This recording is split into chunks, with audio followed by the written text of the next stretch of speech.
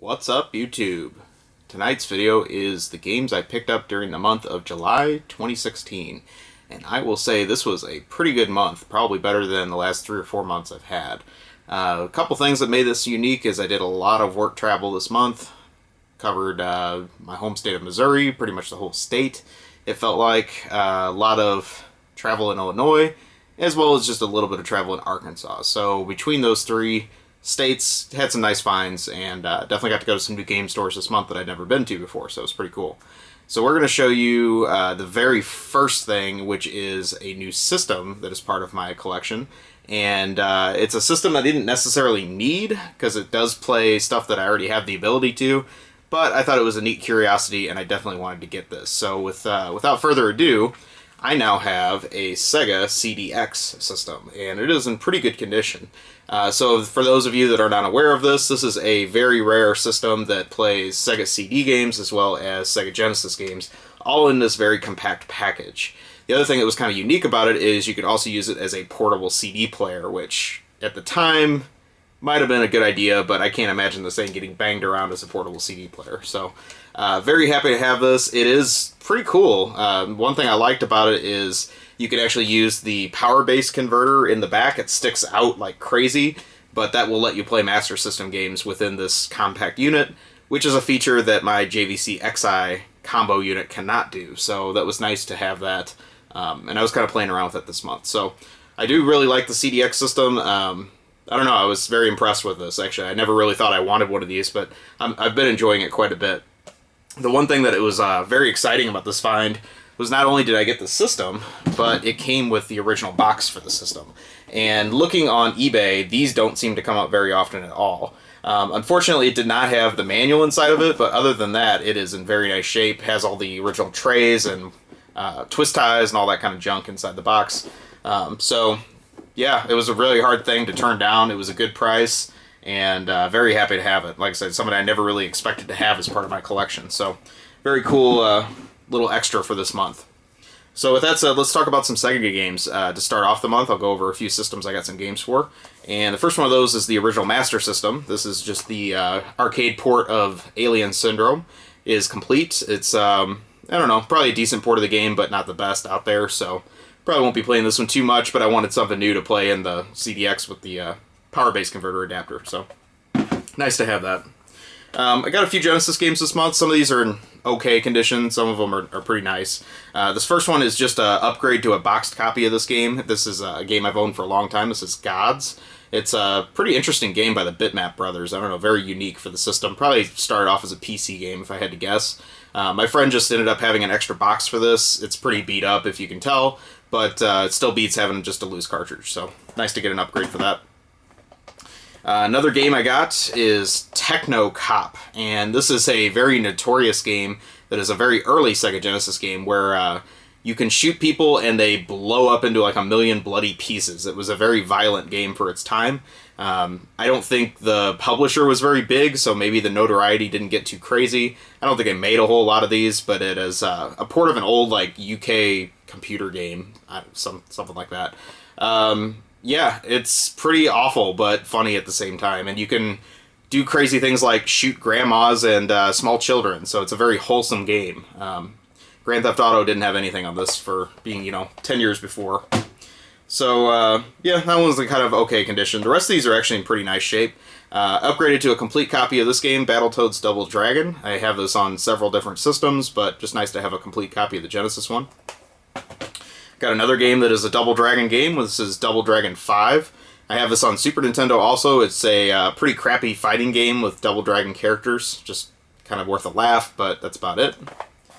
I got a copy of the Genesis 6-pack, and one thing I thought was interesting about this is in the clamshell case.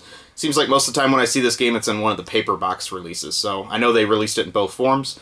This has a bunch of classic Sega games on it. It's probably a cheap shortcut way to get a bunch of the Genesis games that are classics, like Streets of Rage and Golden Axe and stuff like that, Shinobi. So, yeah, kind of a nice package. I'm sure this was a really good deal at the time when it originally came out. And then the last thing I got for the Genesis is a game that I've been wanting for a really long time, and it's super disappointing, and that is Shadow of the Beast. This was a very popular game in Europe, is my understanding. I did not get into this at all. I don't know. It's trying to do some cool graphic tricks, but the gameplay is pretty god-awful. So there is a sequel to this also on the Genesis and the Sega CD. Have not played that one. Maybe it's a little better, but this one I did not care for. So anyway, moving on. I got one game for the Sega CD this month. It's actually an upgrade. If you saw one of my recent videos, I completed my collection of all the Working Designs titles that they published. But one thing I noticed kind of as I was making that video is that I had a lesser copy of this game. This is Lunar the Silver Star. And one thing that bothered me about the copy of the game I had is it did not have the foil stamping on the cover. For some reason that game has two versions of it, and I thought it looked kind of plain. So I am selling that version of the game, and I upgraded to this one because I got a good price. And this one is the full foil stamp version on the front and back of the case. It just looks a lot better on the shelf. So very classic game, and nice to have the better version of this game. Like I say, I don't really know why there's two variations, but I'll stick with this one even if it is more or less common. I don't care. So that is everything I got for Sega systems. I'm going to talk about a big stack of games I got for the PS1 this month. PS1 has probably been my most thing I'm going after lately. I don't know. I'm definitely not going for a full set. I don't think I'm going for a full set. But I'm going to show you the games I got this month because there's a lot of cool, just oddball stuff out there. First one of these is Tornico, The Last Hope. This is a side story dungeon crawler from the Dragon Warrior or Dragon Quest series. I don't think they made a lot of these. I've been looking for this game for a really, really long time, and was super happy to find this month. So, yeah, I don't know if it's something I'm going to play, but definitely one you don't see too often on the PS1.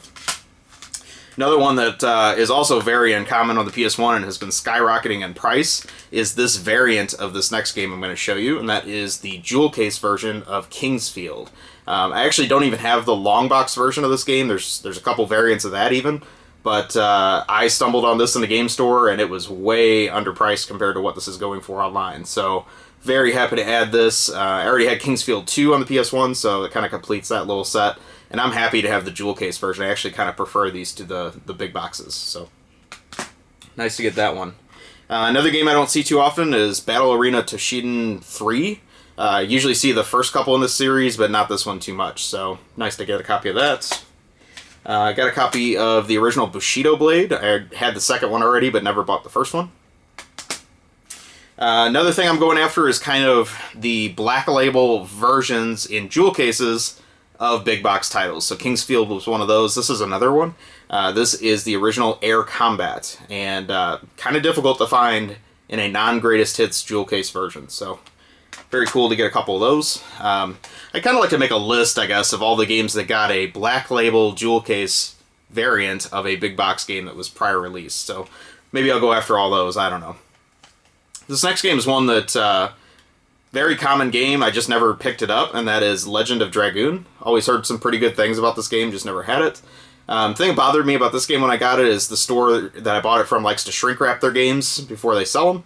And with these double disc cases, it was hard to tell that it was missing the manual. So when I got it home, I was kind of ticked that it didn't have the manual.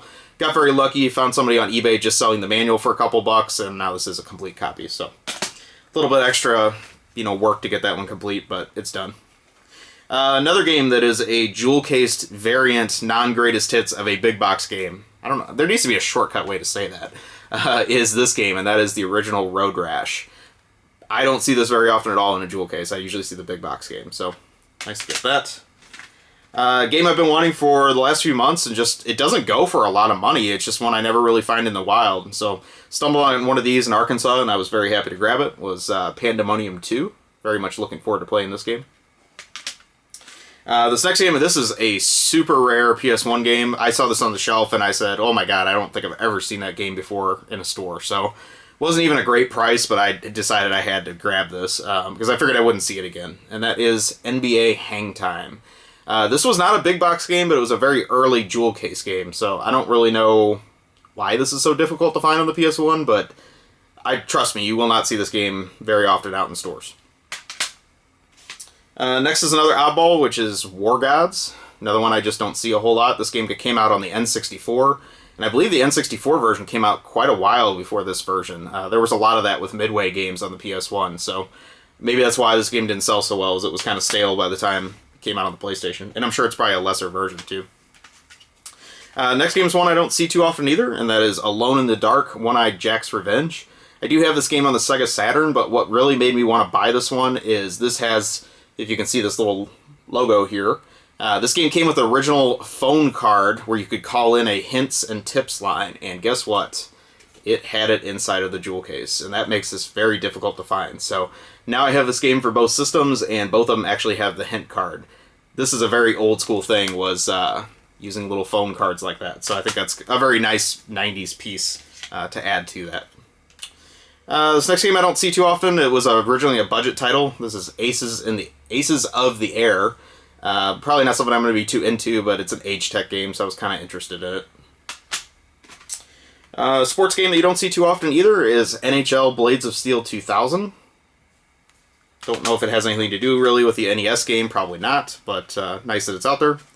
Another one of those Midway games that got a PS1 port is BioFreaks. This also came out on N64. I think that one's a little easier to find than War Gods. This game I've been seeing in a couple other people's videos. This is ODT, or Die Trying. And apparently it's kind of a 3D puzzle game is the way it was described to me. So I'm kind of looking forward to trying this. I decided to grab it. This is a very cheap game, so easy to find. Then I got 3 games that are in the big boxes this month. So this first one is one that I had not seen a copy in a store in years. I was very excited to grab it even though it wasn't cheap, and that is the original Discworld. This is a game that never got a jewel case version, so I'm perfectly happy having a long box version of this. And overall, it's in pretty good shape. Another big box game I got is Kalik, the DNA Imperative. I guess I'm saying that right. Probably not something I'm going to be too into, but it was very cheap. And the last one of these is another one I just don't see very often. I have this game on the Sega CD, but I decided to grab the PlayStation version, and that is Nova Storm. I actually like the cover of this on the PS1 a lot better. It looks pretty good. So that is everything I got for the PlayStation this month. Like I said, it was a pretty big month. That's really what I've been chasing a lot is PlayStation games. So if you're into those, hopefully you like that. If not, I'll move on to some other stuff. So I got some games for a couple other Sony systems. First one of these is a game on the PSP I've really had a lot of trouble finding. And I've got another trip coming up that I'm hoping to play this on, so I'm going to take this with me. That is Metal Gear Solid, the digital graphic novel. And of course, this is not a Metal Gear Solid action game, but more of like an interactive comic. And I thought that was kind of a cool theme. I don't really know if this is any good, but it's something that I don't hardly ever see, and I was very excited to get it. So looking forward to trying that one out. Got a couple games for PS3. Both of these were like video store finds that the place was blowing out. Got them pretty cheap. First one of these is Yakuza 3. Seems like this is a game that's going up in price a little bit now, so it's nice to get a copy of that complete. And the other one I got was House of the Dead Overkill Extended Cut. This is the American-developed House of the Dead game that I never really cared for. Decided to give this one a chance because I haven't played it on the PS3, so maybe it's better than the Wii version. We'll see. So that is it for Sony systems. I'm going to show you the one game I got for TurboGrafx 16 this month. I'm really having trouble finding Turbo games in cases at anything approaching a decent price, so I'm kind of at the point now where I'm okay with just buying loose Hue cards. And I decided to grab this game. This is Shockman. It's kind of the TurboGrafx answer to Mega Man. It's a pretty cool game. I also have the Japanese-only Shockman 3 on CD, and I really can recommend that game. So I'd like to get Shockman 2 next. It's a Japanese exclusive as well, but this one I've heard is pretty good too, so looking forward to trying that out. Got a couple games for the original Xbox this month. Nothing too exciting, but these were pretty cheap. First one of these is Sega GT Online. I always had the original Sega GT. I just never picked up this one. I think it has some extra cars and tracks and whatnot. Just a kind of an expansion pack. Then I got Toe Jam and Earl 3. Never really been a huge Toe Jam and Earl fan, but decided that because it's Sega, I wanted to grab it. And then I got one game for the Xbox 360 this month. This is a game I hardly ever see. I'm sure it is god-awful horrible, but I had to have it just because I love this series. And that is Bomberman Act Zero. This is Bomberman where he completely lost his cute features, and they gave him this tough robot makeover, and well, Hudson Soft's dead, so I'm going to blame this game for killing Hudson Soft single-handedly. Probably not true, but this is how Konami really screwed over Hudson Soft, stuff like that. So, kind of a sad game overall. I'll talk about some Nintendo games for the rest of the video, I guess. First, we'll start off with some Nintendo portable games. First one is the only Game Boy game I got this month. if you've been watching my videos for a while, you know I was kind of chasing a full set of black and white Game Boy games. I've really run out of gas on that. I don't know. Like, there's still probably 15 or 20 really rare titles for that system that I just am never finding, and there's probably about 150 to 200 just crap titles I need to have the set. I've kind of given up. I really got probably all the fun and interesting stuff I really want, so I don't know. You guys can tell me in the comments if you think I should continue on that system, but like I said, I'm kind of running out of gas, so... the only game I got for the system is Alien vs. Predator. This is one I don't see real often, so decided to grab it.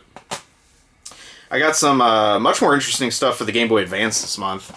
So I got several complete games. First one of these is part of the classic NES series. This is Xevious. This is probably the most questionable game that got put in the classic NES series.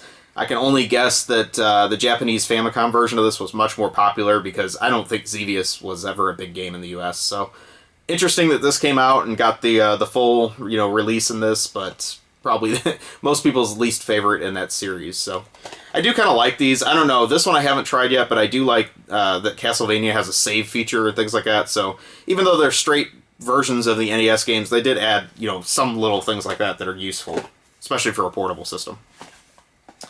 So now I'm going to talk about the 3 games I'm probably most excited about getting this month. These were all from some super collector that traded in all their stuff at half-price books. They had some really nice stuff that, if I didn't have my own copies of, I probably would have gone even crazier on it. Half-price books did some nice sales this month. They were doing like 40 and 50% off stuff, so I was able to capitalize on that for these. And this is the full series of Castlevania games for the Game Boy Advance. So first of all, we have Castlevania Circle of the Moon. This is one I never owned, and played it a little bit this month. It's okay. Not really my favorite Castlevania. This is one I've owned and am now upgrading to a much nicer copy. That is Castlevania Harmony of Dissonance. Very cool artwork on this one. And then also the 3rd game in the series that I also never owned. This is Castlevania Aria of Sorrow. This one I also played a little bit, and very unusual how they worked out like the button combination system and kind of overcomplicated the controls, if you ask me. So maybe I'll play this some more on a road trip, but for now it's just kind of okay. But anyway, very happy to have all 3 of those. They are tip-top condition and nice additions to my Game Boy Advance collection. Then I got some games for the DS, nothing too crazy. I got Magnetica, which is based on the Mitchell arcade game that was known as Puzz Loop, and it's also known as Ballistic on some systems, but this is the kind of refreshed version they gave for the DS. This was either a launch title or a very early game, so kind of an interesting puzzle game. It's alright. It was very cheap. I got this game by Atlas, Draglade. I know very little about this other than it just had cool artwork and decided to grab it. And then I got 2 games that kind of fall in the Kunio-kun series, which is a series I've always liked since the NES. This is Super Dodgeball Brawlers, and these are kind of remakes of the old NES games. I believe Arc Systems Works was the company that bought the licensing to all this and remade all these. And then the other one I got is River City Super Sports Challenge. This one I think was based on a Famicom game that we never got a release of. It's similar to like Crash and the Boys, but it was more just like about running through the screen as fast as possible and making things happen. So very cool that we got this, and I just learned there's a Japanese PS3 version of this game. So I think I'm going to put that on my list of stuff I want to get. But pretty neat game to pick up there. And the rest of these things are going to be for for Nintendo home consoles. I got a couple things for NES just to upgrade my collection. First one of these was from a local friend. He sold me a copy of the Gargoyle's Quest 2 manual, and it's pretty nice shape. Very happy to get that. And then the next thing I got for my NES collection is something I was very excited to find in a store in Arkansas. That was a box and manual in pretty nice shape for Vice Project Doom, which is one of my favorite games in the system. Very cool. The guy sold it to me at an extremely low price. I was extremely happy to get this. It originally had the cartridge in it, and I was just talking with the guy. I was like, hey, would you mind selling it just without the cartridge since I already have it? And he's like, oh, yeah, no big deal. So, very good deal on that. I don't know, it was unexpected, but you never know unless you ask. So, definitely recommend doing that if you're talking to independent game stores. Some people out there are pretty nice. Next one is a complete copy of Addams Family Values. This game is somewhat difficult to find on the Super Nintendo. I don't really think it's something I'm going to be super into. These next two are just boxes, but they are both from Taito Games, and so, you know I like to collect Taito games. This one's pretty beat to hell, but this is a very rare game, and I was excited to get the box. I already had a manual for it, and that is for Jetsons Invasion of the Planet Pirates. Not a great game by any means, but just another difficult-to-find Jetsons game that Taito developed, so happy to get that. And the other one is an even lesser game. This is for International Tennis Tour. Kind of an average tennis game, I would say, that Taito made. I actually bought 2 games for the N64 this month, and I don't ever buy games for that system, so that's saying a lot. I grabbed these because they were at very good prices and very nice and complete copies of these. So I got Pilot Wings 64, game I've never played. I never really was even into the Super Nintendo Pilot Wings. And I grabbed Aero Fighters Assault, which Aero Fighters is a great shooter series. This one they turned into some 3D garbage, and I probably won't play it. But I thought it was kind of interesting just for the link to the classic Aero Fighters games. Still has the same characters in it, believe it or not. I got one game for the Nintendo GameCube. This is a very overdue pickup, I would say. This is for Zelda Twilight Princess. I've owned the Wii version of this since it came out, but I've always heard this version is better, so I'm excited to try it now, without all the motion control garbage in it. And then the rest of the games I got were for the Wii this month. I'm kind of whittling it down to the last few weird Wii games that I don't have. So if there's anything that you really know that I need to grab, definitely let me know, but I think I'm about done with Wii overall. First one of these is for Impossible Mission. This is a weird remake of an old computer and NES game that I never really thought anyone was that nostalgic for, but interesting that this exists. It actually is kind of a 2D style game, so maybe worth playing. I grabbed Oni-Chanbara Bikini Zombie Slayers. This is a long-running series in Japan. I think we're just now starting to get several of these in the US from D3, and I've never played one, so maybe I'll try that out soon. I got Samurai Showdown Anthology. This is one I don't really see too often on the Wii. I had this on the PS2 already, but decided to grab it just for Wii collecting purposes. I grabbed Hooked. This is a fishing game I hardly ever see. I got the sequel to this and the fishing controller that goes with it last month, so I decided to grab this just to have all of it. And the last game I got this month was Fortune Street. This is a game that I see fairly often, but I happen to find it at a really good price, so I decided to jump on it. So that pretty much does it. Hopefully you enjoyed the massive loot I picked up over the month of July 2016. Please take a moment, like, comment, subscribe, let me know what you think. If there's something else you feel like I should be picking up for the PlayStation, I'm definitely open ears for that, because that's where I'm kind of going with collecting right now. And have a great day or night. Wherever you are, I will talk to you soon.